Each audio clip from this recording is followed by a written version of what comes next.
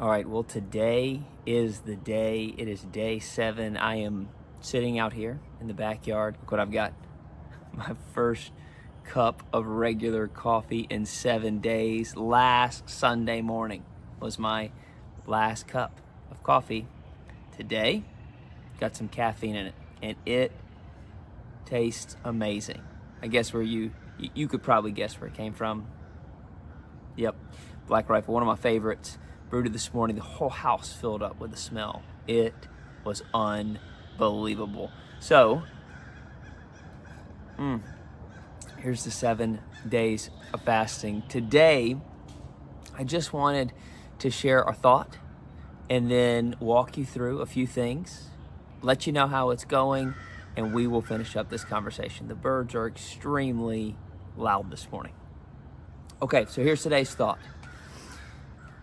Breaking the fast and how you break the fast is just as important as the fast.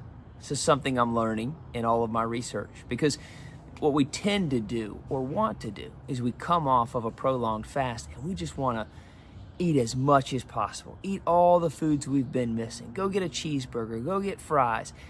That is an awful way to do it, because there's something called refeeding syndrome.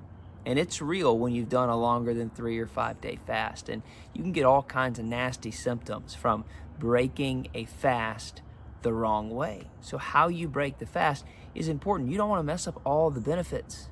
You don't want to take a bunch of junk food and destroy everything that you've worked so hard for on the health side to reset your body. And so there's a way to break it. I've done a number of videos this week of just running through them, taking notes, trying to figure out how am I going to break this fast, because 7 days has been my longest of water only. So here's what I found. I'm going to give you 4 steps of how I'm going to break my fast today. Step number 1 is I am going to have some bone broth. I've got some beef bone broth that I'm going to cook up, and I'm going to start to intake slowly. And I'm going to start to get my system back up and running. Okay, it's time to digest again. I'm going to follow that up with some probiotic foods. Some things they recommend were yogurt, pickles, kimchi, which is what I'm going to have, maybe kombucha. I'm going to have a small helping of kimchi to kind of get all those good guys in my gut built back up. We don't want the bad guys built, so we're going to stay away from the heavy carb food and the cheeseburgers. We're not going to do that. I got to go to a birthday party today. I know they're going to have pizza, but I got to restrain myself because I want to be better after this fast, not lose everything that I've worked so hard to achieve from a health perspective. So I'm going to have some kimchi, good probiotic food. Then step 3 is I'm going to have some steamed vegetables. I don't want raw vegetables because raw vegetables are really hard to digest. So I'm going to have some steamed vegetables. And step 4, I'm going to have some protein. I'm going to have some light protein. I've got a little summer sausage. I've got a little bit of chicken. I found a bunch of different people saying a bunch of different things on what kind of protein to start putting in, but that's what I'm going to do in very small amounts. Another thing that they mentioned that I thought was very interesting was as many days as you do on your prolonged fast, you want to do half that many days in reintroducing food back into your body. So I did 7 days. So for about 3.5 days, I'm going to eat smaller meals and I'm going to slowly bring that in. Now that's different than my usual 24-hour fast.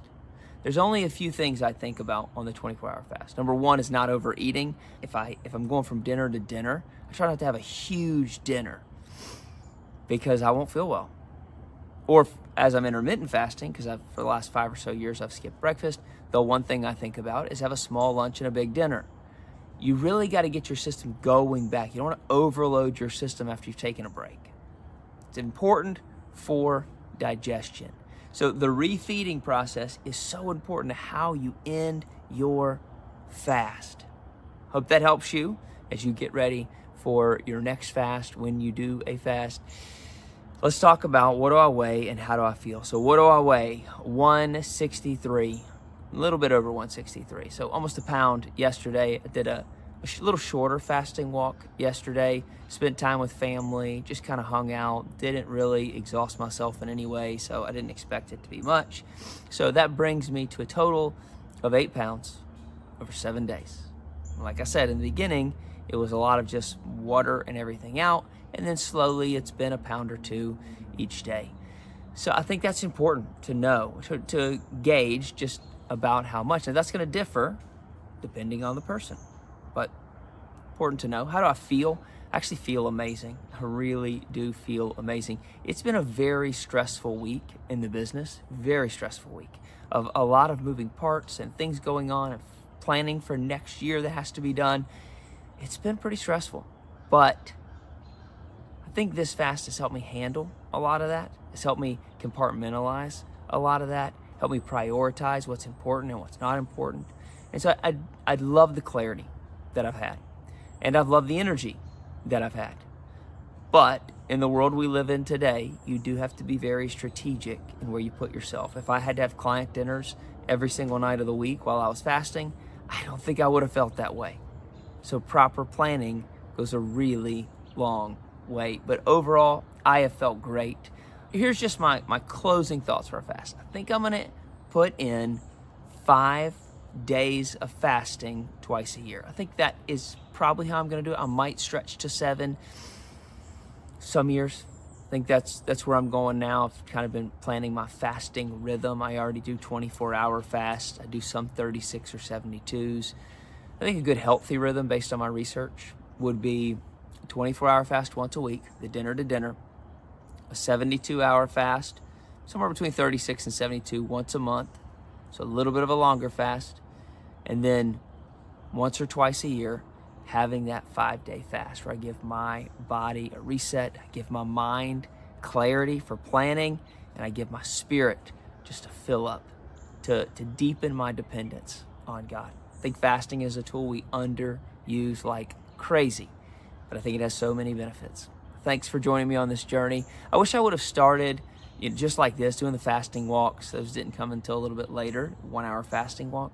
I wish I would have started that way. I wish the whole series would have been those fasting walks, because not only is it 365 days of YouTube, this is also kind of like a video vlog for me to look back on many years and go, oh, okay, here's what I did. Here's what was going on in my life. So I'll know that. I'll know how to do a fasting walk and how to document it on the next fast. Thanks for joining me. I'll see you tomorrow.